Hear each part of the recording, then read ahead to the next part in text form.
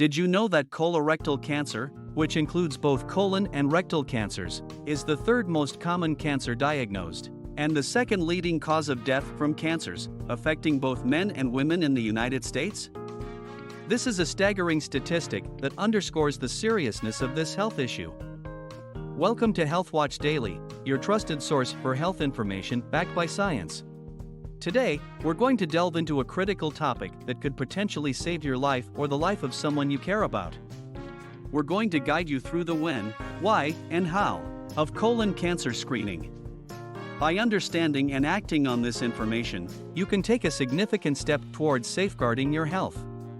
So, whether you're someone at risk for colon cancer, or simply someone who values staying informed about health matters, stay tuned as we unravel the essential guide to colon cancer screening. The impact of colon cancer extends far beyond the individual suffering from it. It places a substantial burden on families, communities, and the healthcare system at large. Each diagnosis impacts not only the patient's physical health, but also emotional well-being, leading to stress and anxiety. The ripple effect on families could be immense, leading to emotional trauma as well as financial strain due to medical expenses. When we talk about the effect on our healthcare system, think about the resources required, such as healthcare professionals, hospital beds, medication, scheduling surgeries, and aftercare. Many of these pressures could be reduced if we can catch the disease early, emphasizing the crucial role of early detection. When colon cancer is detected in the early stages, patients have a much higher survival rate. The 5-year survival rate is around 90% when colon cancer is caught while still localized. Sadly, when it's found after spreading to distant parts of the body, the survival rate drops drastically to around 14%. So, early detection doesn't only shift the prognosis radically, it can also help reduce the cost associated with advanced care and treatment.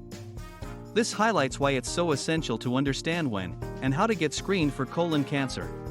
Before we continue, if you're finding this content valuable and want to stay updated on important health topics, please hit the like button and subscribe to our channel. Your support helps us reach more people with essential health information. Thank you for being part of our Health Watch daily community. Now, let's dive deeper into the world of colon cancer screening. Colon cancer screening is a powerful tool that can save lives. When we talk about screening, we're referring to the process of detecting cancer before symptoms appear. This might seem straightforward, but it's a potential game changer. Why?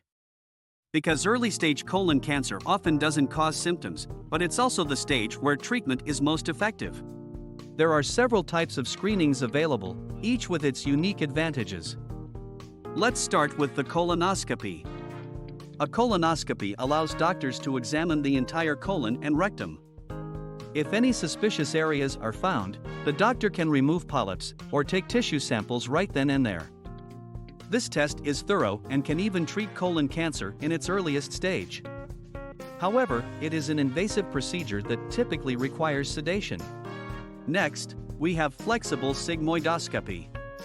This test looks at just the lower part of the colon and rectum. It's less invasive than a colonoscopy and usually doesn't require sedation. However, if any polyps are found, you'll likely need a colonoscopy for further investigation. Thirdly, there's CT colonography, also known as a virtual colonoscopy.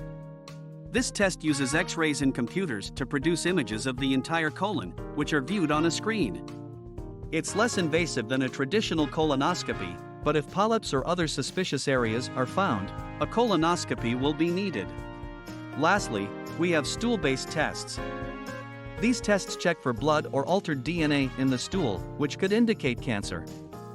This is a non-invasive test and can be done at home, but positive results will still need to be followed by a colonoscopy. Choosing the right screening test depends on several factors, including your personal risk, the availability of the test, whether you've prepared for the test as required, and what you prefer. Remember, the best test is the one that gets done. Regular screening is essential, and any of these methods can potentially save your life by finding cancer early when it's most treatable. Now that you're armed with this information, the next step is action. We strongly encourage you to consult with your healthcare provider about starting or continuing colon cancer screenings. It's a conversation that could potentially save your life. And remember, you're not alone in this journey.